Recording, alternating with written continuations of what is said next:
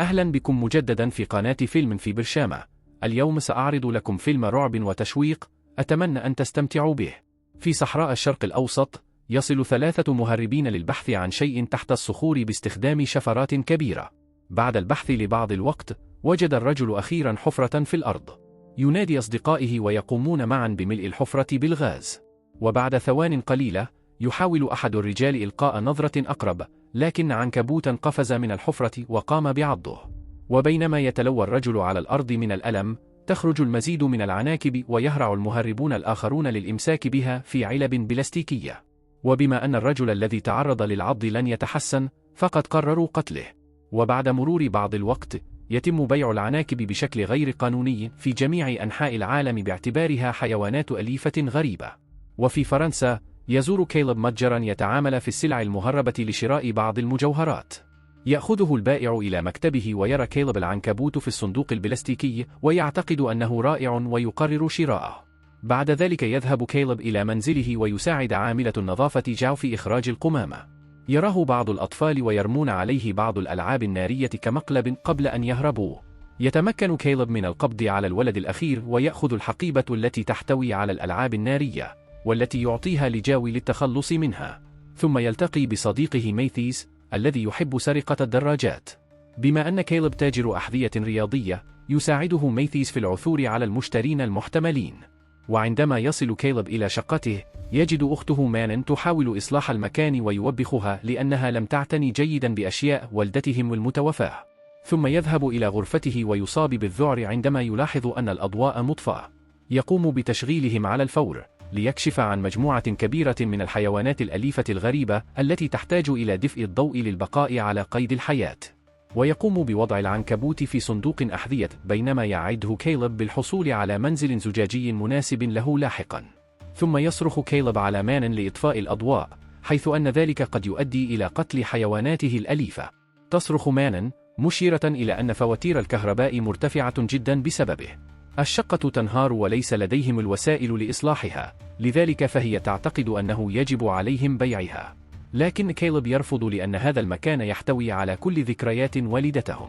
وفي وقت لاحق من ذلك اليوم، يذهب كيلب إلى حفلة ويقابل توماني الذي يطلب منه أحذية رياضية جديدة لأن أحذيته الحالية في حالة سيئة. يعده كيلب بأنه سيحصل عليهم قريبا ويغادر توماني مع كلبه بعدها. ثم يذهب كيلب للاطمئنان على كلاوديا، وهي صديقة قديمة لوالدته.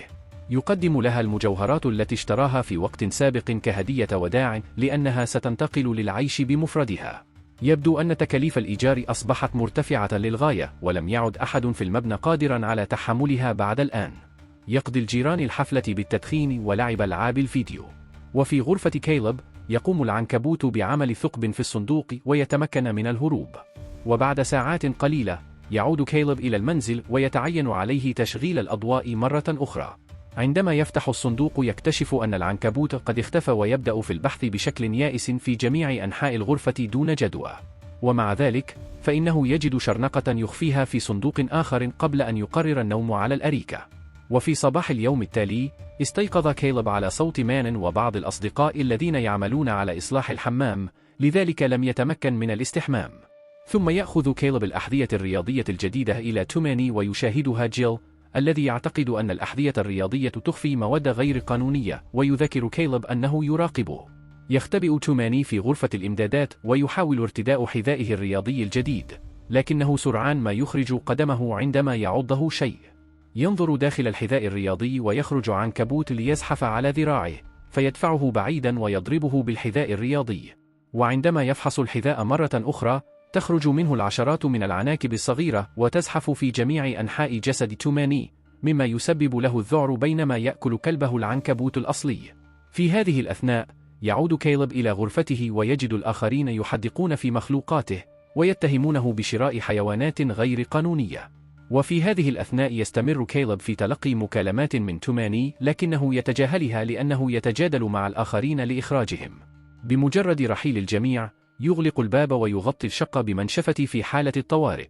ثم يحاول كيلب الاتصال بتاماني، لكنه لا يرد لأنه يعاني حاليا من ألم شديد، وقد أصبح جلده به علامات غريبة وعينيه صفراء اللون. عندما حاول الوقوف للوصول إلى الهاتف، سقط وكسر بعض النظارات والآن ينزف أيضا. وبعد مرور بعض الوقت، انزعج الجيران لأن كلب توماني لم يتوقف عن النباح. يحاولون الاتصال به وطرق بابه، لكنه لا يجيب. ينتهي الأمر بجيل بكسر القفل ويصاب الجميع بالصدمة عندما يرون توماني ميتا على الأرض. سرعان ما تصل الشرطة لكنها ترفض أن تشرح كيف مات توماني، ويشعر الجيران بالتوتر عندما يرون الضباط يرتدون أقنعة الوجه. وينشأ جدال بينهم لأن العديد من الناس يلقون باللوم على كيلب لإعطائه جرعة زائدة، ولذلك يتعين على رجال الشرطة تهدئتهم وإرسالهم إلى شققهم. وكإجراء أمني، لا يسمح لأحد بمغادرة المبنى في الوقت الحالي. وإذا كان أحد يعاني من الحمى، فعليه انتظار وصول الأطباء. في هذه الأثناء كان الجيران يراقبون عملية نقل الجثث قبل الذهاب إلى منازلهم. وبعد إنقاذ كلب توماني، تناقش العصابة ما قد يكون حدث وتتساءل مان إذا كان كيلب قد باع بالفعل بعض المواد إلى توماني، الأمر الذي أغضبه. ولكن يؤكد لها جوردي أنها لم تكن جرعة زائدة لأنه رأى مدمني المخدرات في المستشفى. وفي هذه الأثناء، تضع جاو أشياءها في غرفة الإمدادات وتتفاجأ برؤية الكثير من أنسجة العنكبوت على السقف. وتغطي وجهها بمنديل وتبدأ برش المادة الطاردة للحشرات في جميع أنحاء الغرفة، دون أن تلاحظ أن العديد من العناكب قد هربت بالفعل من خلال فتحات التهوية. وبعد ثوان، خرجت العناكب في حمام كيلب، حيث كانت صديقة جوردي لايلا تغسل الصحون. عندما تلاحظ غطاء فتحة التهوية على الأرض، تلتقطه وتقف على كرسي لتضعه مرة أخرى. ولسوء الحظ، تنزلق وتسقط في الحمام. ثم تلاحظ منشفة تتحرك وتنظر خلفها، لكنها لا تجد شيئا. فجأة يقفز عنكبوت خارجا، فتدفعه لايلا المذعورة بعيدا قبل أن تختبئ في الحمام. وتصرخ طلبا للمساعدة ويأتي جوردي، لكنه يرفض قتل الحيوانات ويحاول اصطياد العنكبوت باستخدام كوب بدلا من ذلك. ولكن سرعان ما يقفز العنكبوت ويختبئ تحت الحوض بينما يصل بقية المجموعة لمشاهدته. سئم جوردي من صراخ الجميع عليه بشأن ما يجب أن يفعله، فأمسك بممسحة واستخدمها لمحاولة قتل المخلوق تحت الحوض. ومع ذلك، يركض العنكبوت فوق الممسحة ويقفز على الدش، فقط ليقوم جوردي برمي منشفة عليه ليجعله يسقط. الآن يمكنه أن يدوس عليه ليقتله. وبعد ذلك، التقط المنشفة وصدم الجميع عندما رأوا العشرات من العناكب الصغيرة تركض بعيدا. في الوقت نفسه، تخرج العناكب العادية من مصرف الدش وتصاب ليلي بالذعر. يقوم جوردي بسحبها على الفور خارج الحمام ويغلقان الباب، ثم يغلقانه بأكبر قدر ممكن من الشريط اللاصق. ثم تجبر المجموعة كيلب على الحديث حتى يعترف بأنه اشترى عنكبوت صحراوي غير قانوني، لكنه يقسم أن حيوانه الأليف كان أصغر بكثير. يستنتج ميثيس أن العناكب الصغيرة أصبحوا أكبر حجما لأنهم يجب أن يتكيفوا مع بيئتهم الجديدة. يمسك كيلب بالصندوق الذي يحتوي على الشرنقة، وعندما يفتحه جوردي يجد المزيد من العناكب. وباستخدام المزيد من الشريط اللاصق يقوم ميثيس بإغلاق الصندوق أيضا. وفي هذه الأثناء، لا تزال جاو تنظف المبنى وتجد عنكبوتا ميتا. وفي تلك اللحظة عادت الشرطة وبدأت بالحجر الصحي، لذلك قاموا بإغلاق الباب الأمامي. ثم تواصل جاو النظر حولها، فتجد المزيد من أنسجة العنكبوت في الممرات وحتى طائرا محاصرا فيها. تحصل على سلم للوصول إلى السقف وتحرك لوحة لاكتشاف عيش العنكبوت الضخم المخفي هناك. تغطي جاو وجهها وتستخدم الرذاذ مرة أخرى، ثم تأخذ نظرة أقرب باستخدام مصباح يدوي. وفجأة، قفز عنكبوت على وجهها وجعلها تنزلق من السلم، لذلك بدأ جسدها يتدحرج إلى أسفل الدرج. عند عودتهم إلى شقة كيلب، قررت ليلي ومان وجوردي تجاهل أوامر الشرطة والإعلان عن مغادرتهم. اختار ميثيس البقاء لأنه بالفعل في مشكلة كافية بسبب سرقاته، بينما بقي كيلب لأنه يفكر في الجيران الذين تحبهم والدته كثيرا. وبما أن الآخرين يصرون، يوافق كيلب على المغادرة، ولكن فقط بعد تحذير جيرانه حتى يتمكنوا من المغادرة أيضا. وفي شقة أخرى، نجد رجل يمارس الرياضة بينما يستمع إلى بعض الموسيقى. عند النظر في المرآة، يظهر عنكبوت خلفه، ولكن عندما يستدير يجد العنكبوت قد اختفى. يبحث في الغرفة حتى يراه على حائط آخر، وينتهي به الأمر إلى إحداث حفرة كبيرة عندما يحاول ركلها.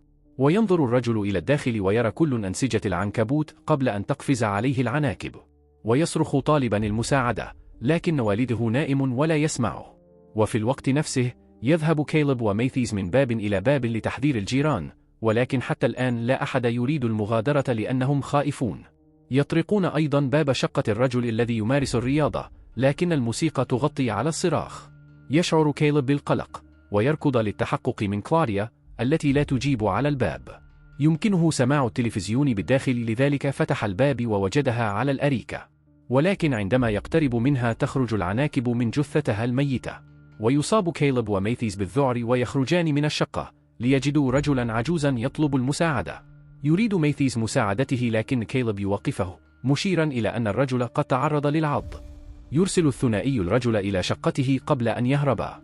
وفي الشقة تبحث ليلي عبر عدة قنوات، لكنها لا تجد نشرة أخبار واحدة تتحدث عن وضعهم. يبحث جوري في الإنترنت ويكتشف أن هذه عناكب من عائلة تشايلد آرت، والتي يمكن أن تنمو 10 أضعاف حجمها لمحاربة الحيوانات المفترسة. تقوم مانن بالتحقق من وسائل التواصل الاجتماعي ولا تجد أي تحذيرات من السلطات أيضا، فقط تغريدات من الجيران يشتكون من الحجر الصحي. فجأة يسمعون بعض الزجاج يتكسر في المطبخ، ويلاحظ جوري سائلا غريبا ينزلق تحت الباب. عندما ينظر إلى الداخل يكتشف أن كلب توماني قد مات ويخرج عنكبوت من بطنه. تزداد الأمور سوءا في جميع أنحاء المبنى. يجد الأب ابنه ميتا بينما يواصل الرجل من الممر اصطياد العناكب، لكنه سرعان ما يموت أيضا. في الواقع هناك أشخاص يموتون في كل طابق. يعود ميثيز وكيلب إلى شقتهما ليصطدما بأصدقائهما عند الباب، ويريدون المغادرة ويرفضون العودة إلى الداخل. فجأة يظهر جيل خلفهما ويبدأ في مهاجمتهما بعنف، ويسقط كيلب قبل أن يهاجم ميثيز. تحاول مانن تهدئته، فيصرخ جيل عليهما ويجبرهما على دخول الشقة للبقاء هناك كما قالت الشرطة، بينما يشير إلى أن جوري ولايلا لا ينبغي أن يكونا هنا لأنهما لا يعيشان في هذا المبنى. ويقتحم جيل شقته ويطلب رؤية غرفة كيلب، والذي لا يزال يعتقد أنه تاجر مواد غير قانونية. عندما يحاول الآخرون إيقافه يزداد شكه، لذلك يقرر كيلب الغاضب السماح له بالمرور. ينظر جيل حول الغرفة ويجد الصندوق المغلق، ويبدأ في طعنه بسكينه. وعندما تصبح الحفرة كبيرة بما يكفي تخرج العناكب وتخرج المجموعة على الفور من الشقة وتغلقها لتترك جيل ليموت. بعد ذلك يصعدون السلم ويجدون أنسجة العنكبوت في كل زاوية أثناء نزولهم. في النهاية يصلون إلى ممر مسدود بشبكة العنكبوت وأكبر العناكب التي رأوها حتى الآن. فجأة تنطفئ الأضواء، لكنها تعود بعد ثانية. اتضح أن هذه الممرات بها مصابيح حساسة للوقت وإعطائهم فقط الإضاءة الكافية للوصول إلى المرآب، ثم ينزلون إلى الطابق التالي فقط ليجدوا المزيد من أنسجة العنكبوت والعناكب. نظرا لعدم وجود خيارات أخرى لديهم، يضع الجميع أغطية الرأس ويبدأون في شق طريقهم إلى أسفل الممر، بينما تبقى مانن في الخلف للتحكم في الأضواء، والتي يبدو أنها تثير العناكب. ويستغرق الأمر وقتا أطول من المعتاد، لكنهم يصلون بأمان إلى الجانب الآخر. الآن حان دور مانن للعبور، ولكن عندما تكون على وشك الوصول إلى النهاية تنطفئ الأضواء وتعلق ببعض أنسجة العنكبوت. تخرج ولعتها وتلاحظ عنكبوتا يقترب، لكن حرقها سينبه الآخرين، لذلك تركض بسرعة لتلتقي بالآخرين. عندما تحاول المجموعة المغادرة يغلق رجال الشرطة الباب ويتجاهلون طلب الشرطة للمساعدة. يستخدم الرجال كل قوتهم لفتح الباب قليلا على الأقل، فقط ليستخدم رجال الشرطة تلك المساحة لإطلاق الغاز عليهم. تريد المجموعة الاستمرار في سحب الباب، لكن رجال الشرطة يطلقون النار على الباب لإبعادهم. ليس لديهم خيار سوى الركض عبر الممر المخيف مرة أخرى حتى يعودوا إلى السلالم. وبفضل الغاز لا تقفز العناكب عليهم، لكن سرعان ما يكتشفون أن جوردي مفقود. ويدخل كيلب اليائس الممر مرة أخرى ويصاب بالدمار عندما يجد جوردي على الأرض مغطى بأنسجة العنكبوت والعناكب. يطلب منه جوردي المغادرة، وفي البداية يرفض كيلب، لكن الآن تأتي العناكب إليه، لذلك عليه أن يركض عائدا إلى الآخرين. بينما تصاب لايلا بالذعر بسبب فقدان صديقها، يلاحظ ميثي سائلا غريبا وينظر إلى الأعلى ليكتشف مشهدا مرعبا. يوجد مجموعة من الجثث عالقة بأنسجة العنكبوت على الجدران والسقف. هناك أيضا عنكبوت عملاق يخرج من الشبكة، لذا ينبه ميثيس أصدقائه وتركض المجموعة إلى الطابق العلوي بعد إغلاق الباب، تاركين جوردي ليموت وحده أيضا. يصلون إلى غرفة فارغة وتستمر لايلا في محاولة الركض إلى صديقها وتدفع كيلب الذي يحاول منعها. لحسن الحظ تمكنت مان من الإمساك بها وإبقائها بالداخل بينما يسمعون صراخ جوري المحتضر. هناك حقيبة على الأرض ويجد ميثيس المفرقعات النارية الخاصة بالأطفال بالداخل، لذا يشعل واحدة لإشعال النار. يبكي الآخرون من أجل جوري، لذا يطلب منهم ميثيس أن يتجمعوا معا لأنهم ما زالوا بحاجة إلى الهروب. يعتقد أنه باستخدام الألعاب النارية يمكنهم محاربة العناكب والوصول إلى السطح لطلب المساعدة. أولاً، يلقي ميثيس مفرقعة نارية في الممر، ويتسبب الانفجار في تجميد جميع العناكب على السقف. وبالفعل تبدأ المجموعة في التحرك بحذر أسفل الممر باستخدام مفرقعة نارية كدرع. عندما انطفأت الشعلة، أخرج كيلب زجاجة مولوتوف من الحقيبة وألقاها في الممر، مما أدى إلى اندلاع حريق جعل العناكب تصاب بالذعر وتأتي خلفهم. تبدأ المجموعة على الفور في الجري في الطابق العلوي، ومسلطين دائما المصابيح الكهربائية في اتجاه العناكب لشراء الوقت. وفي إحدى الشقق يطلب بعض الجيران المساعدة، لكن الرجال يطلبون منهم البقاء في الداخل قبل أن يستمروا في الجري. لا يتبقى الكثير من الشحن في مصابيحهم، لذا فإن مان تعبث بقفل جيل حتى تحصل على مفاتيح شقته، وتختبئ المجموعة في الداخل مع إغلاق الباب قبل أن تتمكن العناكب من الوصول إليهم. والآن كيلب يشعر بالانهيار والشعور بالذنب لبدء هذا الغزو العنكبوتي. يخبر ليلي عن تاريخه مع جوردي، موضحا أنهم اعتدوا أن يكونوا أصدقاء في مرحلة الطفولة. فجأة يظهر ضوءا عند النافذة ويأتي مجموعة من ضباط الشرطة. يرفضون الاستماع إلى مناشدات كيلب لمساعدة الجيران الآخرين، وشرطي يقوم بضربه، لذلك يحاول كيلب القتال. يقوم الضابط بسهولة بضربه على الأرض، وتحاول مان مساعدة شقيقها فقط ليتم إبعادها أيضا. يقاتل ميثيس شرطيا آخر، وسرعان ما تتقاتل المجموعتان أثناء التدحرج على الأرض. يلقي ضابط رذاذ الفلفل على ميثيس ثم يبدأ في خنقه، لذلك يمسك كيلب بمسدس واقع على الأرض ويطلق النار على الشرطي لإنقاذ صديقه. يتم إلقاء الفتيات ويتم رشهم بالغاز، بينما يتعين على ضابطين أن يتعاونوا في النهاية للتغلب على كيلب. يتم ربط المجموعة بأكملها ونقلها إلى المرآب، حيث كان رجال الشرطة يختبئون طوال الوقت للتعامل مع العناكب. بينما يقوم فريق خاص بالتقاط جثث المخلوقات، يحاول الضابط الرئيسي أن يوضح أن المجموعة كانت على وشك تدمير عمليتهم تقريبا. يدعي أن كل ما فعلوه حتى الآن هو بروتوكول لمساعدتهم، وأن العديد من الضباط ماتوا أيضا، لكن كيلب يعتقد أنهم لم يفعلوا ما يكفي ويستمرون في الصراخ عليه. فجأة يبدأ ميثيس في السعال، وكشف أنه تعرض للعض. ليس لديه الكثير من الوقت المتبقي، لذلك يريد الخروج كبطل. يذهب ميثيس إلى المولد ويغلقه، مما تسبب في انقطاع الأنوار، ثم يركض لدفع الشرطي عند الباب. وبعد فترة وجيزة خرج مئات العناكب، ويفتح رجال الشرطة النار أثناء انتشارهم عبر المرآب. عندما تبدأ العناكب في قتل رجال الشرطة، يستغل كيلب والفتيات الفرصة للهروب. تمكنت لايلا وكيلب من الاختباء خلف سيارة، ولاحظوا أنهم فقدوا مانا. وباستخدام ولاعة تطلق لايلا سراح كيلب قبل أن يشاهد رجلا آخر تقتله المخلوقات. يخبر كيلب لايلا أن تختبئ داخل سيارة بينما يبحث عن أخته. يركض من خلال الفوضى ويعيد لم شمله مع مان، ولكن يتم إطلاق النار على ساقه في هذه العملية. تمسك مان بطفاية حريق وتكسر نافذة الشاحنة حتى يتمكنوا من فتحها والاختباء في الداخل. إنها تحاول علاج جرح كيلب وتعتذر عن موقفها، معترفة بأنها تفتقد والدتها أيضا. كيلب يعطيها سوار والدتهم، ويطلب منها الاحتفاظ بها.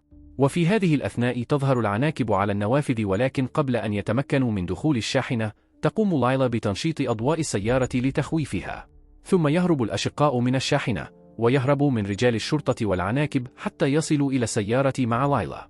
وتبدأ القيادة عبر المرآب، وضرب العديد من السيارات والدراجات وحتى رجال الشرطة في طريقهم للخروج. يستغرق الأمر بعض المنعطفات، لكنها في النهاية تجد طريق الخروج فقط لرؤية عنكبوت ضخم يمنع الطريق. يتطوع كيلب بالخروج ويحدق في المخلوق الذي يهرب بعد أن أطفأت لايلا أضواء السيارة. الآن يمكن لكيلب فتح الباب الأمامي وتهرب المجموعة أخيرا. في وقت لاحق يتم تغطية الحاجز الذي تم وضعه حول المبنى بصور لجميع الأشخاص الذين قتلوا بواسطة العناكب. تم ترك الزهور والرسائل والهدايا التذكارية لإحياء ذكراهم. تم تفجير المبنى، ولذلك يفقد الناجون منازلهم. في الغابة، دفن كيلب صندوقا مع صورة طفولة له وجوردي، وهناك عنكبوت يزحف على كتفه، لذلك يمسكه ويطلقه في الغابة. تأكد من الاشتراك وتشغيل الإخطارات حتى تتمكن من مشاهدة المزيد من مقاطع الفيديو مثل هذا. شكرا للمشاهدة.